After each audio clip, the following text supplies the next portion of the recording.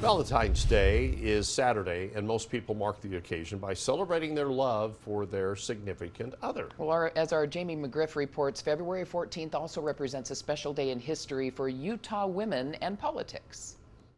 Utah was ahead of its time when it came to women being allowed to vote, and that's a big deal, right? Yes, we were definitely pioneers within the suffrage movement and at the very forefront of that early women's rights movement. Meet Rebecca Clark, Historical Director of Better Days. What is Better Days about? Better Days is an educational nonprofit that is dedicated to sharing Utah women's history. And there's plenty to share, starting with the suffrage movement. A full 50 years before the 19th Amendment was passed that extended voting rights to most women throughout the nation, Utah women were voting. You could say the territory showed some political love to the ladies. Utah women cast the first vote in the nation under an equal suffrage law on Valentine's Day in 1870. 17 years later, however, in 1887, the love was lost. The national government stepped in and snatched the woman's right to vote. There's some very complicated history around why they did that. Wendy Rex Atzett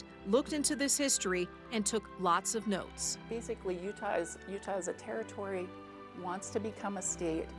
Congress is saying no. Atzett is the program manager of K-12 initiatives for the state's history program called National History Day in Utah. Polygamy is accepted here. There are some other issues with kind of the majority of people belonging to the LDS Church at that time, and Congress is really putting the brakes on. So one of the ways that Congress is trying to move leaders in Utah towards a more acceptable polity is they pass a series of legislative packages that kind of penalize leaders here and the community here.